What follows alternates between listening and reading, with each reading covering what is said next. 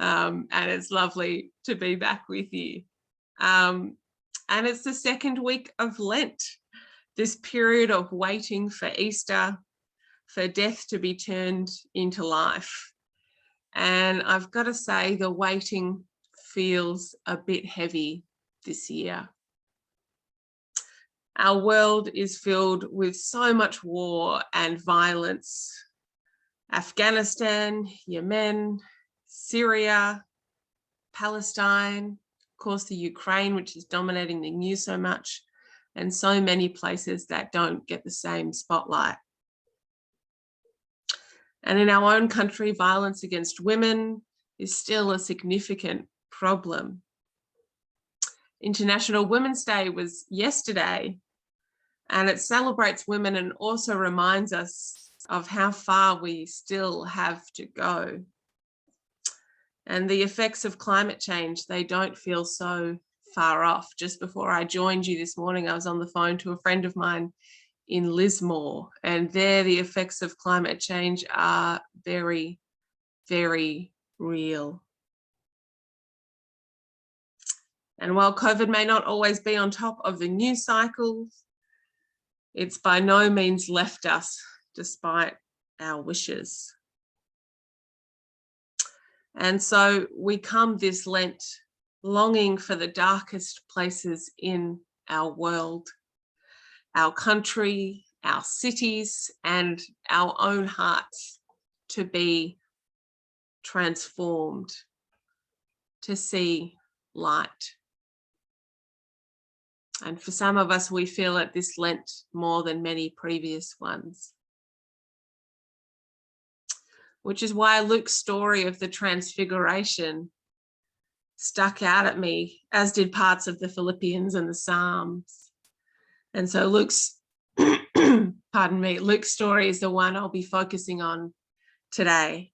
And so what does this story of transfiguration, this transforming and shiny Jesus, this dazzling Jesus, have to do with us? Us who are scared of climate change, war, and all the things that we see happening. And so two main things stood out for me, and then I'll have a little concluding thought. And I'll get to those 2 points in a moment. But first, I want to take us back to this Lucan story and to what transfiguration means. For those of us who've hung around churches for a while, it is a familiar tale. Transfiguration means a complete change of form or appearance into a more beautiful or spiritual state. It's quite a vague term. In this case, Jesus is transformed from regular old Jesus into one whose face somehow changes and whose clothes are a dazzling, dazzling white. And he's joined by two heroes of the faith, Moses and Elijah, as well. If the Bible was a TV show and we were quite a few episodes in by this sort of section of it, we would be gasping in awe and delight at this surprise reappearance of two such major earlier characters. It's an odd and kind of miraculous and wonderful story. And so as we hold this story in the tension with the messiness of our lives and of the world, what on earth might it have to say to us? How can such a strange story of Jesus and ancient prophets and awed disciples speak to us who are so far away, culturally, geographically, and experience-wise? Which leads me to the first of my 2 points.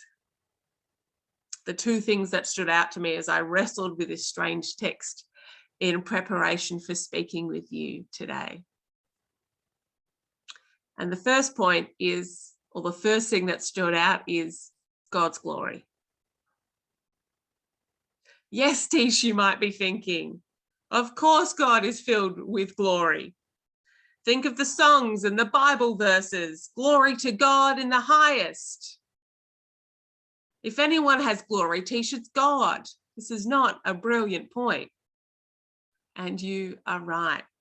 But I wonder if some of us are more comfortable with a more human and earthy Jesus, a more relatable one. Jesus, a kind of dirty carpenter's son, probably a bit dusty. Jesus hanging out with fishermen and maybe smelling a bit like fish too. Jesus hanging out with the sick and the outcast. Not Jesus hanging out with great prophets on a mountaintop shining like the sun. Perhaps we find Jesus, a God present in the ordinary and mundane, more comfortable. Not this shiny, shiny Jesus. And I fully believe that God is present in the smallest of actions and moments. That God is more present in the mundane than we can ever imagine. When my church was on Zoom, I led them through a reflection on leaves. We all grabbed a leaf each, whether it was from our garden or from a walk we'd taken with the dog that morning, or a houseplant that happened, poor houseplant that happened to be nearby, or some kale, spinach, or lettuce from the fridge. We all gathered with a leaf. And we focused on noticing little things about it, from the veins to the way it felt and the way it smelt. A moment of stillness and peace with something as simple as a leaf. And I did that because I believe that God is in everything giving life, in the smallest of leaves. But here we have Jesus filled with glory, shining so bright that he's transfigured and changed, and Peter, James, and John are just filled with awe. They get a glimpse of this glory, of this beauty, of this brightness of God. And the psalmist that we listened to earlier as well begs God not to hide God's face. And here is God's face in this passage. And in Luke 9:22, just a few verses earlier than the reading we had today, Jesus predicted his own death. And so I think this vision of God's glory, this blatant display of it, is maybe meant to reassure and encourage the disciples that this man you are following towards who knows what, but he did just predict his own death, is filled with God's light, with God's glory. This man, Jesus, meets with the very prophets that you have heard about from the temple and from your family since before you were born. Jesus here is so bright that his light is noticeable and awe-inspiring and shines on others, and they too are transformed to have new hope, courage, and wonder at a God who can transform things so beautifully, at a God who can make all things new. And so that's my first point. The very obvious, God has glory. And that here in this passage, God shows some of God's glory. And it's spectacular and literally shines. And I don't think God does it to show off, but to inspire and encourage the disciples that are following Jesus. And I think even us. For as the psalmist says in chapter 27, verse 1, The Lord is my light and my salvation. Whom shall I fear?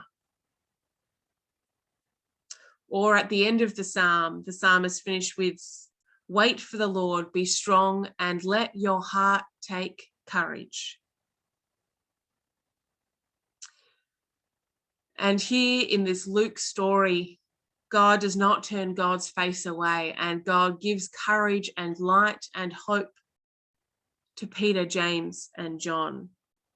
God reveals God's face, reminding us that even on the road to death, there is light. And point 2, which is a bit shorter than point 1, you might be glad to know. Sometimes I think we want to focus on the pretty bright light, but we can't stay there. That's point 2, and I will explain it. In Luke 9:33, the disciples want to make shelters or huts or tents or dwellings, depending on the translation that you read. For Elijah, for Moses, and Jesus, they want to really stay in that moment, in this glorious moment of prophets who were meant to be dead and of brightness. The men were leaving, but the disciples are like, hey, hold up. Can we build you some huts? Can we stay here? I think at least part of the disciples want to veil themselves off from what Jesus had said was coming. They'd much rather build some nice huts and stay on the mountain. Thank you very much. And who can blame them? I think I'd probably want to do the same thing. Who wouldn't want to sit down with Moses and Elijah and Jesus while they're shining and sit in some nice dwellings? They see God's splendor, but they can't seem to understand, or perhaps can't accept, that a God capable of so much splendor is going to suffer and die. They don't yet grasp that death is necessary for resurrection. And often we don't either, or we don't want to. Sometimes, like moths to a flame, we just want to stare at the pretty light, at shiny, shiny Jesus. We want to ignore the darkness. We want to skip straight to resurrection and joy of Easter Sunday. And it's pretty natural to want that. But I think it's our acceptance of suffering and death that allows us to be fully present in the world and with people, with both the delights of the world and also all of its sorrows and messiness. In the COVID pandemic, which I'm sure has made it into many a sermon illustration, we've seen a lot of light focusing happening. We want to be on the other side so badly that sometimes, on that bright, shiny other side, that sometimes we pretend we're already there. We think maybe if we just act like it, maybe it will be true. But then we miss processing our own feelings. We miss what those around us are actually going through. We miss important moments of life.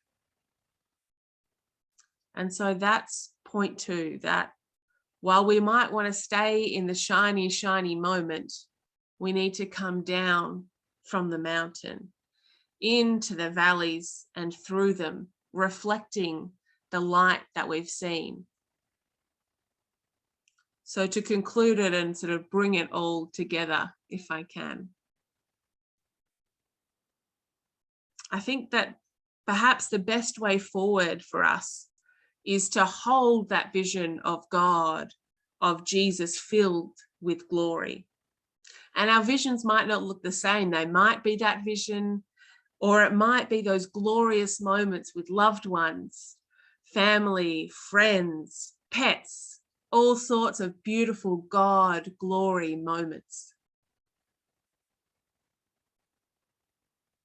It may be the hope of something new, but we hold these glorious moments and we need to resist the urge to pitch tents at them and never leave. Rather, we hold them so that we may also step into the world, but not be paralyzed by what is happening. We hold them so that they can encourage us and give us hope. And we step into suffering because we know that there is light. We know that darkness is not the end of the story. And so we step into the valley, we step into Lent, knowing that there is more to come and that the story is not yet over. Thank you.